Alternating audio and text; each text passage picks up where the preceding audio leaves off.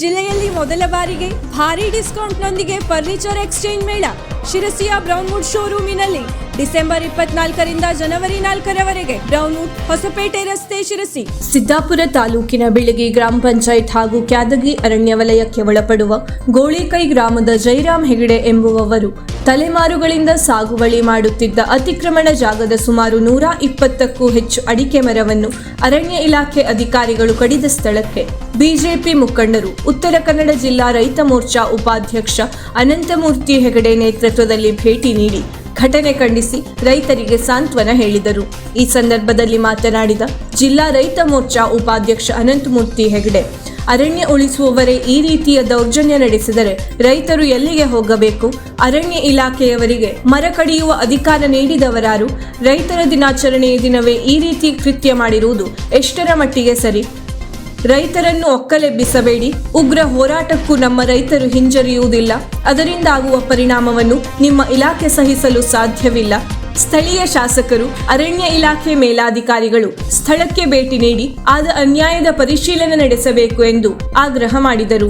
Taluk BJP ಮಂಡಲ ಅಧ್ಯಕ್ಷ MK Thimmappa ಮಾತನಾಡಿ, ಅರಣ್ಯ ಇಲಾಖೆ ಅಧಿಕಾರಿಗಳು ರೈತರನ್ನು ಒಕ್ಕಲೆಬ್ಬಿಸುವುದನ್ನೇ ತಮ್ಮ ಮುಖ್ಯ ಗುರಿಯನ್ನಾಗಿಸಿಕೊಂಡಿದ್ದಾರೆ.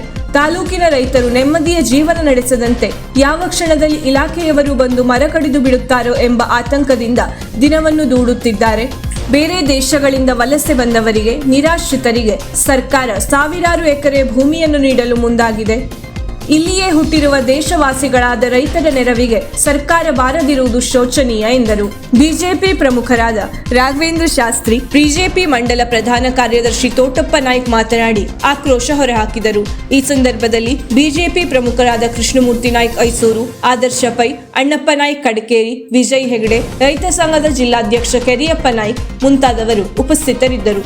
ರೈತರಿಗೆ ನ್ಯಾಯ ಒದಗಿಸಿಕೊಡದಿದ್ದರೆ ಪಕ್ಷದ ಪ್ರಮುಖರೊಂದಿಗೆ ಚರ್ಚಿಸಿ 2 ದಿನದಲ್ಲಿ ಅರಣ್ಯ ಇಲಾಖೆ ಕಚೇರಿ ಎದುರು ಉಗ್ರ ಪ್ರತಿಭಟನೆ ನಡೆಸುವುದಾಗಿ ಎಚ್ಚರಿಕೆ ನೀಡಲಾಯಿತು. ಈಗ ನಮ್ಮ ಮುಂದುಗಡೆ ಈ ಜಮೀನಿ ಮಾಲೀಕರು ಜಯರಾಮ್ ಹೆಗಡೆಯವರಿದ್ದಾರೆ. ಗಣೇಶ್ ಹೆಗಡೆಯವರು. ಇವರು ಇಲ್ಲಿರೋ ಟೈಮಲ್ಲಿ ನಿನ್ನೆ ಬಂದು ಸುಮಾರು 20 ಜನ ಏಕಾಏಕಿ ಬಂದು ಫಾರೆಸ್ಟ್ ಅಧಿಕಾರಿಗಳು ಒಂದು ರೀತಿಯ ಡಕಾಯಿತ ಥರ ಬಂದು ಒಂದು ಪೈಶಾಚಿಕ ಕೃತ್ಯವನ್ನು ಮಾಡಿದ್ದಾರೆ. ಯಾವ ರೀತಿ ಅಂತಂದರೆ, ಹೆಂಗೆ ಚಿಕ್ಕ ಮಕ್ಕಳನ್ನ ಕಡ್ದಾಕಿದ ಅದೇ ರೀತಿಯಲ್ಲಿ ಪಾಪ ಇವರು ಬೆಳೆಸಿದಂತಹ ಅಡಿಕೆ ಮರವನ್ನೆಲ್ಲ ಕಡ್ದಾಕಿದೆ. ಇದು ದಪ್ಪ ಇದೆ ನೋಡಿ. ಇವರು 1980ನೇ ಇಸ್ವಿಗಿಂತ ಮುಂಚಿಂದನೂ ಕೂಡ ಇಲ್ಲಿ ತೋಟ ಮಾಡ್ಕೊಂಡು ಬಂದಿದ್ದಾರೆ. ನಿಮ್ಗೆ ಕಾಣುತ್ತೆ, ಇಲ್ಲಿದೆ, ಆ ಕಡೆಗಿದೆ, ಎಲ್ಲವನ್ನು ಕೂಡ ಬರ್ಬರವಾಗಿ ಕಡ್ದು ಹಾಕಿದ್ದಾರೆ. ಇದು ಯಾವ ನ್ಯಾಯ? ಇದು ಯಾರಾದರೂ ಅರಣ್ಯ ಉಳಿಸೋರು ಮರವನ್ನು ಕಡಿಬೋದಾ? ಇದು ನಾಗರಿಕ ಸಮಾಜವೇ ತಲೆ ತೆಗೆಸುವಂಥ ವಿಚಾರ. ನಿನ್ನೆ ರೈತರ ದಿನಾಚರಣೆ ಆಗಿ ರೈತರಿಗೆ ಯಾವ ರೀತಿಯ ಉಡುಗೊರೆ ಕೊಡಲಿಕ್ಕೆ ಹೊರಡ್ತಾ ಇದ್ದೀರಿ ಅನ್ನೋದನ್ನು ನಾವು ಪ್ರಶ್ನೆ ಮಾಡಬೇಕಾಗ್ತದೆ. ಯಾವುದೇ ಕಾನೂನಾದರೂ ಕೂಡ ಅದು ನಮ್ಮ ರಕ್ಷಣೆಗೆ ಇರುವಂಥದ್ದೇ ವಿನಃ ಈ ರೀತಿ ಮರ ಕಡಿದು ದಬ್ಬಾಳಿಕೆ ಮಾಡಲಿಕ್ಕೆ ಇರುವಂಥದ್ದಲ್ಲ. ಯಾವ್ಯಾವುದೋ ನಿನ್ನೆ ಮೊನ್ನೆ ಮಾಡಿದ್ರೆ ನೀವು ಬಂದು ಏನೋ ದಾಳಿ ಮಾಡಿ ಒಪ್ಕೋಬೋದು. ಇಷ್ಟೆಲ್ಲ ವರ್ಷ 30-40 ವರ್ಷ ಆಗಿದ್ದು ತೋಟಕ್ಕೆ ಒಂದು ಅಡಿಕೆ ಮರ ಕಡಿತೀರಿ. ಸ್ವಾಮಿ, ನೀವು ಅಡಿಕೆ ಮರ ಕಡಿಲಿಕ್ಕೆ ಪರ್ಮಿಷನ್ ಕೊಟ್ಟವ್ರು ಯಾರು? ನಿಮಗೆ ಯಾವ ಆ್ಯಕ್ಟಲ್ಲಿ ಅಡಿಕೆ ಮರ ಕಡಿಬೋದು ಅಂತಿದೆ ಅದನ್ನು ಫಸ್ಟ್ ಹೇಳಿ. ಇಲ್ಲಿ ಅಡಿಕೆ ಮರ ಕಡಿದ್ರಿ, ಮತ್ತೆ ಯಾವುದೋ ಮತ್ತಿ ಮರ ಇದೆ, ಈ ಗೊಬ್ಬರ ಗಿಡ ಇದೆ, ಗೊಬ್ಬರ ಗಿಡ ಕಡಿದಿಲ್ಲ, ಹಣಗಲ್ ಮರ ಇದೆ, ತೆಂಗಿನ ಮರ ಇದೆ, ಹೆಬ್ಬೆಲ್ಸ್ ಮರ ಇದೆ, ಯಾವುದು ಕಡಿಯಲ್ಲ ನೀವು. ಅಂದರೆ ಅಡಿಕೆ ಮರ ಅಷ್ಟೇ ಕಡಿತೀರಿ. ನಿಮ್ಮ ಉದ್ದೇಶ ಏನು? ಯಾರು ನಿಮ್ಮ ಹಿಂದೆ ಇದ್ದಾರೆ? ಯಾರು ಕುಮ್ಮಕ್ಕು ಕೊಡ್ತಾ ಇದ್ದಾರೆ ಅನ್ನೋದನ್ನು ನಾವು ಪ್ರಶ್ನೆ ಮಾಡಬೇಕಾಗ್ತದೆ. ಮತ್ತು ಇದೇ ರೀತಿ ಆದರೆ 1-2 ಕೇಸಲ್ಲ, ಸುಮಾರು ಕೇಸ್ ಆಯಿತು. ಸುಮಾರು ನನ್ನ ಗಮನಕ್ಕೆ ಒಂದು 8-10 ಕೇಸ್ ಬಂದಿದೆ. ಪಾಪ ಕೆಲವು ಕಡೆ ಎಲ್ಲ ಅಂಗಲಾಚಿದ್ದಾರೆ, ಕಾಲಿಡ್ಕೊಂಡಿದ್ದಾರೆ, ಕಡಿಬೇಡಿ ಅಂತೇಳಿ. ಮೊನ್ನೆ ಒಬ್ಬರು ಮಂಜುನಾಥ್ ನಾಯ್ಕ ಅಂತೇಳಿ ಶಿವಪ್ಪನ ಕಲ್ಲೂರು ಅವ್ರು ಕಾಲಿಡ್ಕೊಂಡಿದ್ದಾರೆ. ಕಾಲಿಡ್ಕೊಂಡ್ರು ಕೂಡ ಇವರು ಬಿಡದೆ ಬಂದು ಅವ್ರ ಮುಂದೆ ಕಡ್ದಾಕಿದ್ದಾರೆ. ಹೆಚ್ಚಾಗಿ ನಡೀತಾ ಇದೆ. ಕಳೆದ 2.5 ವರ್ಷಗಳಿಂದ ಫಾರೆಸ್ಟ್ ಇಲಾಖೆಯ ದುರಾಡಳಿತ, ದುರನೀತಿ ಭಾಳ ಹೆಚ್ಚಾಗಿ ನಡೀತಿದೆ. ಇನ್ನು ಮುಖ್ಯವಾಗಿ ಅವರ ಅಜೆಂಡಾ ಏನಪ್ಪ ಅಂತಂದರೆ ರೈತರನ್ನು ಒಕ್ಕಲೆಬ್ಸೋಂಥದ್ದು, ರೈತರಿಗೆ ಹಿಂಸೆ ಕೊಡೋ ಅಂಥದ್ದು. ನಿನ್ನೆ ರೈತರ ದಿನಾಚರಣೆ ದಿವಸನೇ ಸನ್ಮಾನ್ಯ ನಮ್ಮ ಕ್ಷೇತ್ರದ ಶಾಸಕರಾಗಿರುವಂಥ ಭೀಮಣ್ಣ ನಾಯಕರು ನಮ್ಮ ಸಿದ್ದಾಪುರದಲ್ಲೇ ಇದ್ದಾರೆ. ಅವರು ಇದ್ರೂ ಸಮೇತವಾಗಿ ನಿನ್ನೆನೇ ದಿವಸ ನಮ್ಮ ಕ್ಯಾದ್ಗೆ ರೇಂಜರ್ ವ್ಯಾಪ್ತಿಯಲ್ಲಿ ಬರುವಂಥ ಕ್ಯಾದಗಿಯ ರೇಂಜರು. ಅವ್ರ ಹೆಸರು ಮಹೇಶ್ ದೇವಾಡಿಗ ಅನ್ನೋವಂಥವ್ರು. ಅವರು ಬಂದು ಈ ಕೃತ್ಯವನ್ನು ಮಾಡಿದ್ದಾರೆ. ಇದು ಯಾವಾಗಿಂದ ಇದನ್ನ ಸಾಗುವಳಿ ಮಾಡ್ತಾ ಇದ್ದಾರೆ ಅಂತಂದರೆ, ಜಯರಾಮ್ ಹೆಗ್ಡೆಯವ್ರಿಗೆ ಗೊತ್ತಿಲ್ಲ, ಗಣೇಶ್ ಹೆಗ್ಡೆಯವ್ರಿಗೆ ಗೊತ್ತಿದೆ. ಗಣೇಶ್ ಹೆಗ್ಡೆಯವ್ರ ತಂದೆಯವರು ಮಾಡಿರೋವಂಥದ್ದು ಈ ಸಾಗುವಳಿನ. ಸುಮಾರು 75 ವರ್ಷಗಳ ಹಿಂದಿನಿಂದ ಸಾಗುವಳಿ ಮಾಡ್ತಾ ಬರ್ತಾ ಇದ್ದಾರೆ. ಗಣೇಶ್ ಹೆಗ್ಡೆ ಅವರಿಗೆ ಈಗ 85 ವರ್ಷ. ಅವ್ರ ತಂದೆ ಮಾಡಿರುವಂಥದ್ದನ್ನು ಅವ್ರು ಮಾಡ್ತಾ ಬರ್ತಾ ಇದ್ದಾರೆ. ಈಗ ಅವ್ರ ಮಗ ಮುಂದುವರ್ಸಿಂದ ಹೋಗ್ತಾ ಇದ್ದಾರೆ. ಈ ತೋಟವನ್ನು ಬೆಳೆಸಿ 35-40 ವರ್ಷ ಆಗಿದೆ. ಇಷ್ಟು ದಿವಸ ಅವಾಗ ಕೆಲಸ ಮಾಡ್ಬೇಕ್ರಿ ಈ ಫಾರೆಸ್ಟ್ ಇಲಾಖೆಯವ್ರಿಗೆ ಕಾಣ್ಲಿಲ್ವೇ? ಆವಾಗ ಯಾಕೆ ಅವ್ರು ಬಿಟ್ಟರು? ಆವಾಗ ತೆಗೆದೇ ಇರೋ ಅಂಥದ್ದನ್ನ ಈಗ ಯಾಕೆ ತೆಗಿತಾರೆ? ಈ 2.5 ವರ್ಷ ಈ ಸರ್ಕಾರ ಬಂದ ಮೇಲೆ ಇವೆಲ್ಲ ಯಾಕೆ ಶುರುವಾದವು? ಮೊದಲಿಂದ ಸನ್ಮಾನ್ಯ ಹಿಂದಿನ ಶಾಸಕರಾಗಿರುವಂಥ ವಿಶ್ವೇಶ್ವರ ಕಾಗೇರಿ ಸಾಹೇಬ್ರವರು ಹಳೆಯ ಅತಿಕ್ರಮಣವನ್ನು ಯಾವುದನ್ನು ತೆಗಿಬೇಡ್ರಿ, ಹೊಸ ಅತಿಕ್ರಮಣ ಮಾಡಬೇಡ್ರಿ ಅಂತ ಹೇಳಿ, ಅವಕಾಶ ಕೊಡಬೇಡ್ರಿ, ಮಾಡಬೇಡ್ರಿ ಅಂತ ಹೇಳಿ ರೈತರಲ್ಲಿ ವಿನಂತಿಯನ್ನು ಮಾಡ್ಕೊಳ್ತಾ ಇದ್ರು. ಆದರೆ ಇವತ್ತು ಹೊಸದು ಕೆಲವು ಕಡೆ ನಡೀತಾ ಇದೆ. ಅದ್ರ ಬಗ್ಗೆ ನಮ್ದು ಅಬ್ಜೆಕ್ಷನ್ ಇಲ್ಲ. ಅವ್ರಿಗೆ ಮಾಡಕ್ಕೆ ಕೊಡಲಿ, ರೈತರಿಗೆ ಮಾಡಕ್ಕೆ ಕೊಡೋದ್ರೆ ಕೊಡಲಿ. ಆದರೆ ಹಳೆ ಅತಿಕ್ರಮಣವನ್ನು ಸುಮಾರು 75 ವರ್ಷಗಳ ಹಿಂದಿನ ಅತಿಕ್ರಮಣ ಸಾಗುವಳಿ ಮಾಡ್ತಿರುವಂಥ ಜಮೀನನ್ನು ಖುಲ್ಲಾಪಡಿಸುವಂಥ ಅಧಿಕಾರ ಯಾರಿಗೆ ಕೊಟ್ಟರು? ಫಾರೆಸ್ಟ್ ಇಲಾಖೆಯವರು ಫಾರೆಸ್ಟ್ನಲ್ಲೇ ಮರ ಕಡಿಬೇಕಂತಂದರೆ ಅದಕ್ಕೆ ಭಾಳ ಪ್ರೊಸೀಜರ್ ಹಾಕಿ ಅದನ್ನು ಫಾರೆಸ್ಟ್ ಇಲಾಖೆ ಸಮೇತಕ್ಕೂ ಪರ್ಮಿಷನ್ ತಗೊಂಡು ನಾಟ ಕಟ್ ಮಾಡಬೇಕಾಗ್ತದೆ. ಇವತ್ತು ಏಕಾಏಕಿ ಬಂದು ಫಾರೆಸ್ಟ್ ಇಲಾಖೆಯ ಈ RF ಅವರ ಗ್ಯಾಂಗನ್ನು ತಗೊಬಂದು ಈ ರೀತಿ ಮರವನ್ನು ಕಟ್ ಮಾಡೋಕ್ಕೆ ಪರ್ಮಿಷನ್ ಕೊಟ್ಟವ್ರು ಯಾರು? ಕಾನೂನಲ್ಲಿ ಅದಕ್ಕೆ ಅವಕಾಶ ಇದೆಯೇ? ಅಥವಾ ಸರ್ಕಾರ ಈ ಕರ್ನಾಟಕದಲ್ಲಿ ಇವತ್ತು ಏನು ಕಾಂಗ್ರೆಸ್ ಸರ್ಕಾರ ಬಂದ ಮೇಲೆ ಕಾನೂನು ಚೇಂಜ್ ಮಾಡೋಕ್ಕೆ ಒಂದು ಏನು ಕಾನೂನು ಚೇಂಜ್ ಆಗಿದೆಯೇ? ಯಾವುದೂ ಆಗಿಲ್ಲ. ಹಿಂದೆ ಏನು ಕಾನೂನು ಇತ್ತು ಅದೇ ಕಾನೂನು. ಅದೇ ಕಾನೂನಿನಲ್ಲಿ ಇವತ್ತು ಇವ್ರದ್ದು ಹೊಸ ಕಾನೂನು. ಇದು ದ್ವೇಷದ ರಾಜಕಾರಣನೋ ಅಥವಾ ರೈತರ ಕಂಡ್ರೆ ದ್ವೇಷನೋ ಅಥವಾ ನಿನ್ನೆ ಅವ್ರ ವಕೀಲರು ಇದ್ರು, ಅವ್ರ ಮಗ ಅವ್ರದೇ ತೆಗ್ದಿವಿ ಅಂತ ಹೇಳಿ ಇಡೀ ತಾಲೂಕು ತುಂಬ ಎಲ್ಲರದ್ದು ಖುಲ್ಲಾಪಡಿಸುವಂಥ ಏನು ಇದನ್ನು ಹುನ್ನಾರನು, ಅಥವಾ ಸಿದ್ದಾಪುರ ತಾಲೂಕಿನಲ್ಲಿ ರೈತರು ಇಲ್ಲಿ ವಾಸ ಮಾಡಲೇಬಾರ್ದು ಅಥವಾ ಎಲ್ಲರೂ ಬಿಟ್ಟು ಹೋಗಬೇಕು ಏನು ಅಂತ ಇದ್ರ ಅರ್ಥ ಗೊತ್ತಾಗ್ತಾ ಇಲ್ಲ. ಸನ್ಮಾನ್ಯ ಶಾಸಕರಲ್ಲಿ ನಾನು ವಿನಂತಿಯನ್ನು ಮಾಡ್ತೇನೆ, ಇದಕ್ಕೆ ಕೂಡಲೇ ಅವರು KDP ಮೀಟಿಂಗನ್ನು ಸಿದ್ದಾಪುರದಲ್ಲಿ ಕರೆದು ಅಧಿಕಾರಿಗಳನ್ನು ಅವ್ರನ್ನ ಕಂಟ್ರೋಲಲ್ಲಿ ಇಡದೇ ಇದ್ರೆ ಜನ ದಂಗೆ ಹೇಳಿ ಆಫೀಸಲ್ಲಿ ನುಗ್ಗುವಂಥ ಕೆಲಸ ಮುಂದಿನ ದಿನದಲ್ಲಿ ಇದೇ ರೀತಿ ಆದರೆ ಖಂಡಿತವಾಗಿ ಆಗ್ತದೆ. ಏನಾದರೂ ಅನಾಹುತ ಆದರೆ ಸರ್ಕಾರ ಮತ್ತು ಇಲ್ಲ ಶಾಸಕರೇ ನೇರವಾಗಿ ಹೊಣೆ ಹಾಕ್ತಾರೆ. ಅಧಿಕಾರಕ್ಕೆ ಬಂದ ಮೇಲೆ ಸಿದ್ದಾಪುರದಲ್ಲಿ ರೈತರಿಗೆ ನಿರಂತರವಾಗಿ ಕಿರುಕುಳ ಆಗ್ತಾ ಇದೆ ಅಂತೇಳಿ ಕಳೆದ ಒಂದು ವಾರದ ಹಿಂದೆ BJP ಹಾಗೂ ವಿವಿಧ ರೈತ ಸಂಘಟನೆಗಳಿಂದ ಸಿದ್ದಾಪುರದ ತಹಸೀಲ್ದಾರ್ ಕಚೇರಿ ಎದುರು ಪ್ರತಿಭಟನೆಯನ್ನು ಮಾಡಿದ್ವಿ. ಅರಣ್ಯ ಇಲಾಖೆ ಹಾಗೂ ಕಾಂಗ್ರೆಸ್ ಸರ್ಕಾರದ ವಿರುದ್ಧ BJP ಪ್ರತಿಭಟನೆಯನ್ನು ಮಾಡಿತ್ತು. BJP ಪ್ರತಿಭಟನೆ ಹಾಗೂ ರೈತ ಸಂಘಗಳ ಪ್ರತಿಭಟನೆಗೆ ಪ್ರತಿಕಾರವಾಗಿ ಇವತ್ತು ಅರಣ್ಯ ಇಲಾಖೆ ಹಾಗೂ ಕಾಂಗ್ರೆಸ್ ಈ ರೀತಿಯ ನೂರಾರು ಮರಗಳನ್ನ ಕಡಿಯುವಂಥ ಕೆಲಸವನ್ನು ಮಾಡಿದೆ ಅಂತೇಳಿ ನಮಗೆ ಅನಿಸ್ತಾ ಇದೆ. ನಾವು BJPಯವರು ಪ್ರತಿಭಟನೆ ಮಾಡಿದ ಮರುದಿನದಿಂದ ಕಾಂಗ್ರೆಸ್ನ ಕೆಲವು ನಾಯಕರುಗಳು ಇದು BJPಯವರ ಪ್ರತಿಭಟನೆ ರೈತರ ಪರವಾಗಲ್ಲ, ಶಾಸಕರಾದ ಭೀಮಣ್ಣವರ ತೇಜೋವಧೆ ಮಾಡೋಕ್ಕೋಸ್ಕರ ಈ ರೀತಿಯ ಪ್ರತಿಭಟನೆ ಮಾಡ್ತಿದ್ದಾರೆ ಅಂತೇಳಿ ಪತ್ರಿಕಾ ಪ್ರಕಟಣೆಯನ್ನು ಕೊಟ್ಟಿದ್ದನ್ನು ನೋಡಿದ್ದೀವಿ. ನಾವು ನೂರಾರು ವರ್ಷದಿಂದ ರೈತರು ಇಲ್ಲಿ ಕೃಷಿಯನ್ನು ಮಾಡ್ಕೊಂಡು ಬಂದಿದ್ದಾರೆ. ಯಾವುದೋ ಕಾರಣದಿಂದ ಅವರಿಗೆ ಪೇಪರ್ಸ್ ಆಗಿಲ್ಲ, ಅವ್ರದ್ದು GPS ಆಗಿಲ್ಲ ಅನ್ನೋದು ಬಿಟ್ಟರೆ ಅವರು ನೂರಾರು ವರ್ಷದಿಂದ ಸಾಗುವಳಿಯನ್ನು ಮಾಡ್ತಾ ಬಂದಿದ್ದಾರೆ. ಅವರ ಜಮೀನನ್ನು ಯಾವ ಕಾರಣಕ್ಕೂ ಖುಲ್ಲಾಪಡಿಸಬಾರ್ದು, ಅವರಿಗೆ ನ್ಯಾಯವನ್ನು ಕೊಡಬೇಕು ಅಂತ ಹೇಳಿ BJPಯವರು ಪ್ರತಿಭಟನೆ ಮಾಡಿದ್ರೆ ಅದು ಹೇಗೆ ಶಾಸಕರ ವಿರುದ್ಧವಾಗಿ ಪ್ರತಿಭಟನೆ ಆಗುತ್ತೆ ಅಂತ ನಮಗಂತೂ ಅರ್ಥ ಆಗಿಲ್ಲ. ಮಾನ್ಯ ಶಾಸಕರಾದ ಭೀಮಣ್ಣರು ಹೋದಲ್ಲಿ ಬಂದಲ್ಲಿ ಸಾರ್ವಜನಿಕರು ಮಾತಾಡ್ತಾರೆ. ನಾನು ಅಧಿವೇಶನದಲ್ಲಿ ಮಾತಾಡಿದ್ದೀನಿ, ಅಲ್ಲಿ ಮಾತಾಡಿದ್ದೀನಿ, ಇಲ್ಲಿ ವಿಶೇಷ ಸಮಿತಿಯನ್ನು ರಚನೆ ಮಾಡಕ್ಕೆ ಹೇಳ್ತೀನಿ. ರೈತರಿಗೆ ನ್ಯಾಯ ಕೊಡಿಸ್ಕೋಸ್ಕರ ಸಾಗುವಳಿ ನೂರಾರು ವರ್ಷದಿಂದ ಏನು ಸಾಗುವಳಿ ಮಾಡ್ತಿದ್ದಾರೆ ರೈತರು, ಅವರಿಗೆ ಹಕ್ಕುಪತ್ರ ಕೊಡಿಸೋಕ್ಕೋಸ್ಕರ ನಾನು ಅಧಿವೇಶನದಲ್ಲಿ ಮಾತಾಡಿದ್ದೀನಿ, ವಿಶೇಷ ಸಮಿತಿ ರಚನೆ ಮಾಡಕ್ಕೆ ಹೇಳಿದ್ದೀನಿ ಅಂತೆಲ್ಲ ಹೇಳ್ತಾರೆ. ಆದರೆ ಈ ಸರ್ಕಾರ ಕಾಂಗ್ರೆಸ್ ಸರ್ಕಾರ ಮಾಡಿದ್ದೇನಪ್ಪ ಅಂತಂದರೆ ಅರಣ್ಯ ಭೂಮಿ ಯಾರು ಅರಣ್ಯ ಅತಿಕ್ರಮಣ ಮಾಡ್ಕೊಂಡು ನೂರಾರು ವರ್ಷದಿಂದ ಕೃಷಿ ಮಾಡ್ತಿದ್ದಾರೆ ಅದನ್ನು ಖುಲ್ಲಾಪಡಿಸೋಕ್ಕೋಸ್ಕರ SITಯನ್ನು ರಚನೆ ಮಾಡಿದೆ. ಇವರು ರೈತರಿಗೆ ಹಕ್ಕುಪತ್ರ ಕೊಡಿಸೋಕ್ಕೋಸ್ಕರ ಇವತ್ತು ಯಾವುದೇ ಸಮಿತಿಯನ್ನು ರಚನೆ ಮಾಡಿಲ್ಲ. ಅರಣ್ಯ ಭೂಮಿಯನ್ನು ಯಾರು ಅತಿಕ್ರಮಣ ಮಾಡ್ಕೊಂಡು ಕೃಷಿ ಮಾಡ್ತಿದ್ದಾರೆ ಅದನ್ನು ಖುಲ್ಲಾಪಡಿಸಿ ಅಂತೇಳಿ SITಯನ್ನು ರಚನೆ ಮಾಡಿದೆ. ಕಾಂಗ್ರೆಸ್ ಸರ್ಕಾರ SITಯನ್ನು ರಚನೆ ಮಾಡಿದ್ದರ ಪರಿಣಾಮವಾಗಿ ಇವತ್ತು ಫಾರೆಸ್ಟ್ ಇಲಾಖೆ ಈ ರೀತಿಯ ಹದ್ದು ಮೀರಿ ವರ್ತಿಸಿ ರೈತರಿಗೆ ಈ ರೀತಿ ಕಿರುಕುಳಗಳನ್ನು ಕೊಡ್ತಾ ಇದೆ. ನಾನು ಮಾನ್ಯ ಶಾಸಕರಲ್ಲಿ ಈ ಮೂಲಕ ಆಗ್ರಹ ಮಾಡಿದ ನಂತರ ನಿಮ್ಗೆ ನಿಜವಾಗೂ ರೈತರ ಪರವಾಗಿದ್ದರೆ ನೀವು ಯಾರು ಈ ರೀತಿಯ ನೂರಾರು ಮರಗಳನ್ನು ಕಡಿದು ನೂರಾರು ವರ್ಷದಿಂದ ಸಾಗುವಳಿ ಮಾಡುವಂಥ ಜಮೀನನ್ನು ಹಾಳು ಮಾಡಿದ್ದಾರೆ ಅಂಥ ಫಾರೆಸ್ಟ್ ಇಲಾಖೆ ಅಧಿಕಾರಿಗಳ ಮೇಲೆ ಸಿಬ್ಬಂದಿ ಮೇಲೆ ಕ್ರಮ ತಗೊಳ್ರಿ. ನಿಮ್ಮ ನಿಜವಾಗೂ ರೈತರ ಪರವಾಗಿದ್ದರೆ ಆ ರೀತಿಯ ಕೆಲಸವನ್ನು ಮಾಡಿರಿ. ಮೊನ್ನೆ ಪ್ರತಿಭಟನೆಯಲ್ಲಿ ನಮ್ಮ ನಾಯಕರಾದಂಥ ಹರ್ತಾಳ್ ಹಾಲಪ್ಪನವ್ರು ಹೇಳಿದ್ರು, ಯಾವ ರೀತಿ ಶಾಸಕರಾದವರು ರೈತರಿಗೆ ನ್ಯಾಯ ಕೊಡಿಸ್ಬೇಕಂತಾದರೆ ಸರ್ಕಾರದ ಗಮನವನ್ನು ಯಾವ ರೀತಿ ಸೆಳಿಬೋದು ಅಂತೇಳಿ. ಆದರೆ ಇವರು ಅರಣ್ಯ ಇಲಾಖೆಯನ್ನು ಬಳಸ್ಕೊಂಡು ಶಾಸಕರು ಯಾವ ರೀತಿ ರೈತರಿಗೆ ತೊಂದರೆ ಕೊಡಬೇಕು ಅನ್ನೋ ಒಂದು ಕೆಲಸವನ್ನು ಮಾಡ್ತಿದ್ದಾರೆ. ಮಾನ್ಯ ಶಾಸಕರಲ್ಲಿ ನಾವು ಆಗ್ರಹ ಮಾಡ್ತೀವಿ, ನಿಮಗೆ ಆಡಳಿತ ನಡ್ಸೋಕ್ಕೆ ಬರದೇ ಇದ್ದರೆ, ಅರಣ್ಯ ಇಲಾಖೆಯನ್ನು ನಿಮ್ಮ ಕಂಟ್ರೋಲ್ ಮಾಡೋಕ್ಕಾಗದೇ ಇದ್ದರೆ ನೀವು ಒಪ್ಕೊಳ್ರಿ. ನೀವು ರೈತರಿಗೆ ನ್ಯಾಯ ಕೊಡಿಸ್ತೀವಿ, ಪಟ್ಟ ಕೊಡಿಸ್ತೀವಿ, ಹೊಸದಾಗಿ GPS ಮಾಡಿಸ್ತೀವಿ ಅಂತೆಲ್ಲ ಸುಳ್ಳು ಹೇಳಿ ಅಧಿಕಾರಕ್ಕೆ ಬಂದಿದ್ದೀರಿ. ಇವತ್ತು ಕಳೆದ 2.5 ವರ್ಷದಿಂದ ರೈತರಿಗೆ ಕಾಂಗ್ರೆಸ್ ಸರ್ಕಾರ ಬಂದ ಮೇಲೆ ನಿರಂತರವಾದ ಕಿರುಕುಳ ಆಗ್ತಿದೆ. ಬ್ಲಾಕ್ ಅಧ್ಯಕ್ಷರಾದಂಥ ವಸಂತ ನಾಯ್ಕರವರೇ ಸರ್ಕಾರಕ್ಕೆ ಪತ್ರವನ್ನು ಬರೆದಿದ್ದಾರೆ. ಕಳೆದ 2.5 ವರ್ಷದಿಂದ ಸಿದ್ದಾಪುರದಲ್ಲಿ ಅತಿಯಾಗಿ ರೈತರಿಗೆ ಕಿರುಕುಳ ಆಗ್ತಿದೆ ಅಂತೇಳಿ. ಮಾನ್ಯ ಶಾಸಕರನ್ನು ನಾವು ಆಗ್ರಹ ಮಾಡಿದೇನಂತಂದರೆ, ನೀವು ರೈತರಿಗೆ ನ್ಯಾಯ ಕೊಡ್ಸೋಕ್ಕಾಗದಿದ್ರೆ ಒಪ್ಕೊಳ್ರಿ. ನನ್ನ ಹತ್ರ ಆಗ್ತಾ ಇಲ್ಲ, ಫಾರೆಸ್ಟ್ ಇಲಾಖೆಯನ್ನು ಕಂಟ್ರೋಲ್ ಮಾಡೋಕ್ಕೆ ನನ್ನ ಹತ್ರ ಆಗ್ತಾ ಇಲ್ಲ, ನನ್ನ ಮಾತನ್ನು ಯಾವುದೋ ಅಧಿಕಾರಿಗಳು ಕೇಳ್ತಿಲ್ಲ ಅಂತೇಳಿ. ನೀವು ಶಾಸಕರು ನಿನ್ನೆ ದಿನ ಸಿದ್ದಾಪುರದಲ್ಲಿ ಇದ್ದಂಥ ಸಮಯದಲ್ಲಿ ಇಲ್ಲಿ ರೈತರಿಗೆ ಈ ರೀತಿ ತೊಂದರೆ ಆಗ್ತಿದೆ ಅಂತ ಹೇಳಿದ್ರೆ ಶಾಸಕರು ಇದ್ರ ನೆನಪಿರೋದಿಲ್ಲ. ಕರಾವಳಿ ಉತ್ಸವಕ್ಕೆ ಅವ್ರನ್ನ ಕರೆದಿಲ್ಲ ಅನ್ನೋದೇ ಅವ್ರಿಗೆ ಚಿಂತೆ ಆಗ್ಬಿಟ್ಟಿದೆ. ಕರಾವಳಿ ಉತ್ಸವಕ್ಕೆ ಶಾಸಕರು ಕರೆದಿಲ್ಲ ಅಂತ ಬೊಬ್ಬೆ ಹೊಡಿತೀರಿ. ಇಲ್ಲಿ ರೈತರು ಸಾಯ್ತಿದ್ದಾರೆ, ರೈತರ ಬಗ್ಗೆ ನಿಲ್ಬೇಕು ಅನ್ನೋದು ಶಾಸಕರಿಗೆ ಗೊತ್ತಾಗ್ತಾ ಇಲ್ಲ. ನೀವು ಕರಾವಳಿ ಉತ್ಸವಕ್ಕೆ ನಿಮ್ಮ ಸರ್ಕಾರ, ನಿಮ್ಮ ಜಿಲ್ಲಾ ಉಸ್ತುವಾರಿ ಸಚಿವರು ಕರೆದಿಲ್ಲ ಅಂತಂದರೆ ಅದು ನಿಮ್ಮ ಹಣೆ ಬರ, ಅದು ನೀವು ನೋಡ್ಕೊಳ್ರಿ. ನಿಮ್ಗೆ ಆಡಳಿತ ಸರಿಯಾಗಿ ನಡ್ಸೋಕ್ಕೆ ಬರೋದಿಲ್ಲ, ನಿಮ್ಮ ಸರ್ಕಾರ ರೈತರ ಪರವಾಗಿಲ್ಲ ಅಂತೇಳಿ ನಮ್ಮ ಸಿದ್ದಾಪುರದ ರೈತರಿಗೆ ತೊಂದರೆ ಆಗ್ತಿದ್ರೆ ಇದನ್ನು ನೋಡಿಕೊಂಡು BJP ಯಾವತ್ತೂ ಸುಮ್ಮನೆ ಕೂರೋದಿಲ್ಲ. ಶಾಸಕರು BJP ರೈತರ ಪರವಾಗಿ ಇಲ್ಲ ಅಂತಾದರೆ BJP ರೈತರ ಪರವಾಗಿ ಬೀದಿಗಿಳಿದು ಹೋರಾಟವನ್ನು ಮಾಡುತ್ತೆ.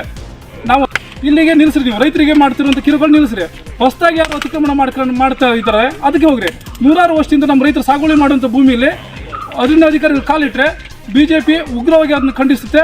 ಮುಂದಿನ ದಿನದಲ್ಲಿ ಅರಣ್ಯ ಅಧಿಕಾರಿಗಳಿಗೆ ಗೆರವು ಹಾಕುವ ಮೂಲಕ ಉತ್ತರ ಕನ್ನಡದ ಅದರಲ್ಲೂ ನಮ್ಮ ಸಿದ್ದಾಪುರದ ಜನ ಶಾಂತಪ್ರಿಯರು, ರೈತರು ಶಾಂತವಾಗಿ ಪ್ರತಿಭಟನೆ ಮಾಡ್ತಾರೆ ಅನ್ನೋ ಕಾರಣಕ್ಕೋಸ್ಕರ ನೀವು ಈ ರೀತಿ ಮಾಡ್ತಿದ್ದೀರಲ್ಲ. ಉತ್ತರ ಕನ್ನಡದ ಜನ ರೈತರು, ಸಿದ್ದಾಪುರದ ರೈತರು ಉಗ್ರವಾಗಿ ಕೂಡ ಯಾವ ರೀತಿಯಾಗಿ ಅರಣ್ಯ ಅಧಿಕಾರಿಗಳು ಹಿಮ್ಮೆಟ್ಟಿಸ್ಬೇಕು ಅನ್ನೋದನ್ನು ತೋರಿಸ್ತೀವಿ. BJP ರೈತರ ಪರವಾಗಿ ನೂರಾರು ವರ್ಷದಿಂದ ಸಾಗುವಳಿ ಮಾಡ್ಕೊಂಡು ಏನು ಬಂದಿದ್ದಾರೆ, ಯಾವುದೋ ಕಾರಣಕ್ಕೋಸ್ಕರ ಅವರಿಗೆ RTC ಇಲ್ಲ, GPS ಆಗಿಲ್ಲ ಅಂತ ರೈತರ ಪರವಾಗಿ ಯಾವತ್ತೂ BJP ಇರುತ್ತೆ. ಅರಣ್ಯ ಅಧಿಕಾರಿಗಳ ದೌರ್ಜನ್ಯವನ್ನು ಖಂಡಿಸಿ BJP ಯಾವತ್ತೂ ಬೀದಿಗಿಳಿದು ಹೋರಾಟವನ್ನು ಮಾಡುತ್ತೆ.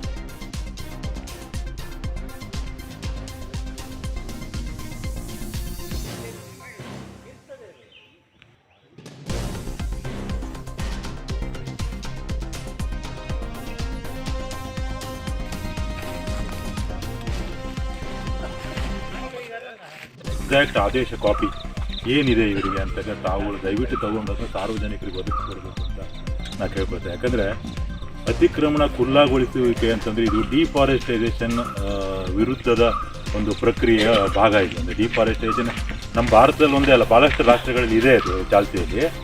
ಡಿಫಾರೆಸ್ಟೇಷನ್ ಅವರು ಮಾಡೋದ್ರ ಬಗ್ಗೆ ಅಥವಾ ಫಾರೆಸ್ಟ್ ಡೆವಲಪ್ಮೆಂಟ್ ಮಾಡೋದ್ರಿಗೆ ಯಾವ ರೈತಂದು ಅದಕ್ಕೆ ವಿರೋಧ ಇಲ್ಲ. ಆದರೆ ಅತಿಕ್ರಮಣ ಖುಲ್ಲಾಗೊಳಿಸೋಕೆ ಹೇಳ್ತೀವಿ ಒಂದು ಪದದ ಅರ್ಥವನ್ನು ಒಂಥರ ವಿಕೃತಿ ಮಾಡ್ದಂಗೆ ಇದೆ ಅಂತ ಅನ್ನಿಸ್ತದೆ. ಯಾಕಂದ್ರೆ ನೀವು ನೋಡಿ ಪ್ರಕ್ರಿಯೆ ಏನಾಗಿದೆ ಅಂದರೆ, ನಾವು ನಿನ್ನೆ ಬಂದರು ಬೇಲಿ ಕಡಿದ್ರು, ಇವರು ನೆಟ್ಟಂತ ಅಡಿಕೆ ಮರ ಕಡಿದ್ರು ಹೋಗ್ಬಿಟ್ರು. ಈಗ ಆಯಿತು, ನಿಮ್ಮ ಜಾಗ ಅಲ್ಲ ಇದು, ನೀವು ಜಾಗ ವಶಪಡಿಸ್ಕೊಳ್ತಾ ಇದ್ರಲ್ಲ, ನಿಮ್ಮ ಜಾಗವನ್ನು ಹೆಂಗೆ ಇಟ್ಕೋಬೇಕು ನೀವು ಮುಂದೆ?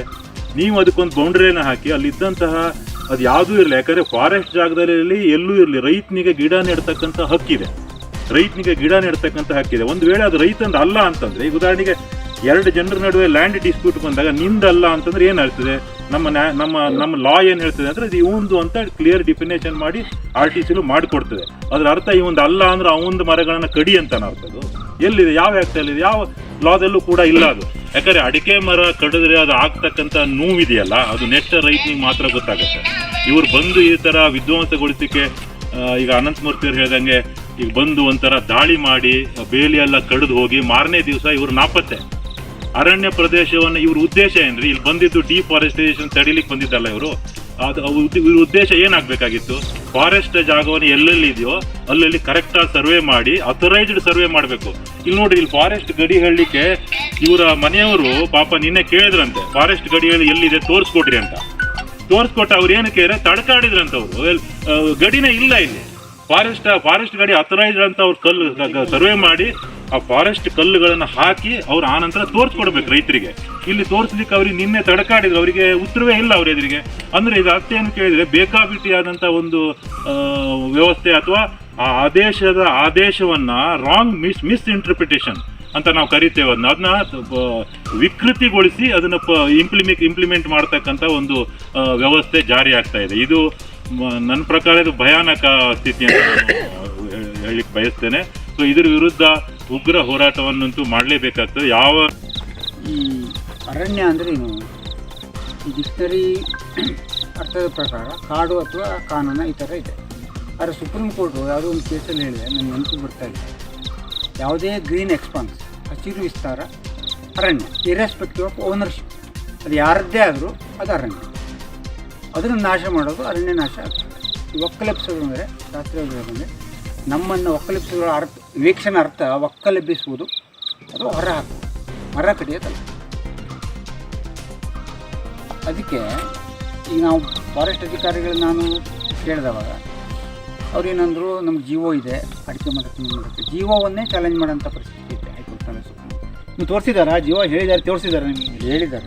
ಯಾವುದು ತೋರಿಸಿ ಆದರೆ ಜೀವೋ ಇದ್ದರೆ ಏನು ಅಂದರೆ ಇಟ್ ಶುಡ್ ಬಿ ಚಾಲೆಂಜ್ ಇದೆ. ಆ ಜೀವನೇ ಸರಿ ಇಲ್ಲ, ಅದನ್ನು ಗೌರ್ಮೆಂಟ್ ಮಾಡೋದು. ಈ ಸುಪ್ರೀಂ ಕೋರ್ಟ್ ಏನು ಹೇಳಿದೆ, ಎನಿ ಗ್ರೀನ್ ಎಕ್ಸ್ಪಾನ್ಸ್ ಅದರ ಇರ್ರೆಸ್ಪೆಕ್ಟಿವ್ ಓನರ್ಶಿಪ್, ಮಾಲೀಕತ್ವ ಸಂಬಂಧ ಇಲ್ಲ. ಅಂದರೆ ಅದನ್ನ ಕಡಿಯೋದ ಅರ್ಥ ಎವಿಕ್ಷನನ್ನು ಇವ್ರು ಹೇಳ್ದಂಗೆ ಅದರ ಅರ್ಥ ಏನು? ಎವಿಕ್ಷನ್ ಅಂದರೆ ಏನು ಅವ್ರಿಗೆ ಗೈಡ್ಲೈನ್ ಇದೆ. ಈ ಖುಲ್ಲಾಪಡಿಸೋದು ಅಂದರೆ ಏನು ಗೈಡ್ಲೈನ್ ಕೊಟ್ಟಿದ್ದಾರೆ ಅವರಿಗೆ, ಖುಲ್ಲಾಪಡಿಸೋದು ಯಾವ ರೀತಿ ಹೇಳೋದ್ರ ಬಗ್ಗೆ ನೀವು ಮಾಹಿತಿ ಸಂಪಾದಿಸಿ. ಸ್ವಲ್ಪ ಸ್ಥಿತಪ್ರಜ್ಞೆ ಮನುಷ್ಯ ನಾನು, ಆ ಬಾಕಿಯವ್ರಿಗೆ ಆಗಬಾರ್ದು. ನಾನು ಸ್ವಲ್ಪ ಜನಕ್ಕೆ ತಿಳಿಸಿ. ನನ್ನ ಮಟ್ಟದಲ್ಲಿ ಏನಿದೆ ಈಗ ನಮ್ಮ ಉತ್ತರ ಕನ್ನಡ ಜಿಲ್ಲೆಯ ಈ ಭೌಗೋಳಿಕ ಸ್ಥಿತಿ ಸುಪ್ರೀಂ ಕೋರ್ಟಿಗೂ ಗೊತ್ತಿಲ್ಲ, ಲೋಕಸಭೆಯಲ್ಲಿ ಇರುವುದು ಗೊತ್ತಿಲ್ಲ. ಈ ನಮ್ಮಲ್ಲಿ ಏನಿದೆ ಅಂದರೆ ನಾವು ಈಗ ವಿಧಾನಸಭಾ ಕ್ಷೇತ್ರ, ಲೋಕಸಭಾ ಕ್ಷೇತ್ರ ಮಾಡ್ಕೊಂಡಿರ್ತೇವೆ. ಇಲ್ಲಿಂದ ಆರಿಸೋದವರಿಗೆ ಏನು ಮಾಡಬೇಕು? ಅವರು ಇಲ್ಲಿ ಸ್ಥಿತಿಗತಿಯನ್ನು ಅಲ್ಲಿ ಚರ್ಚೆ ಮಾಡಬೇಕು. ಈ ಫಾರೆಸ್ಟ್ ಕನ್ಸರ್ವೇಷನ್ ಆ್ಯಕ್ಟು 1980ನೇ ಇಸ್ವಿಲಿ ಬಂತ.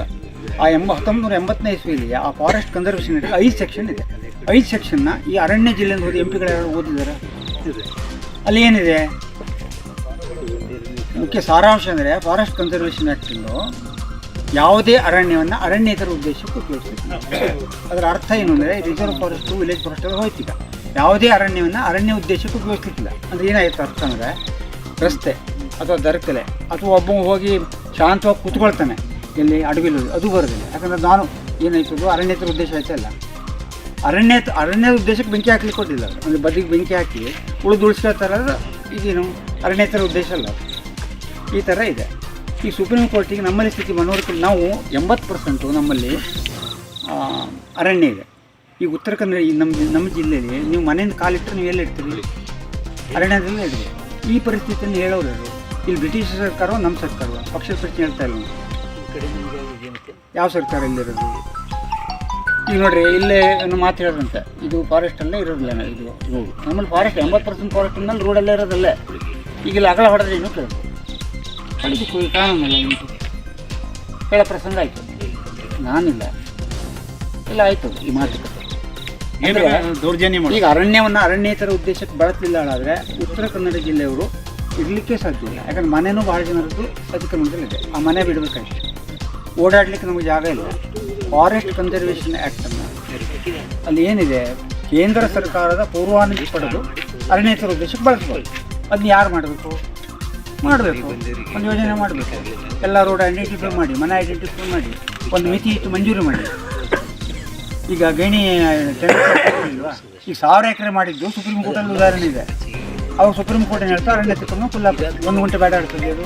ಅದು ಯಾರು ಮಾಡಬೇಕು? ಸೆಂಟ್ರಲ್ ಗೌರ್ಮೆಂಟ್ ಪೂರ್ವಾನುಮತಿ ಇದ್ದು ಇದನ್ನೆಲ್ಲ ಸರಿಪಡಿಸಬೇಕು. ಅಲ್ಲಿವರೆಗೆ ಇಲ್ಲಿ ನಮ್ಮ ಹೋರಾಟಕ್ಕಂತೂ ಅವಕಾಶ ಇದೆ, ನಡೀತಾ ಇರ್ತದೆ. ಎಲ್ಲಿ ಸರಿಯಾಗಬೇಕದು? ಆ ಮಟ್ಟದಲ್ಲಿ ಸರಿಯಾಗಿ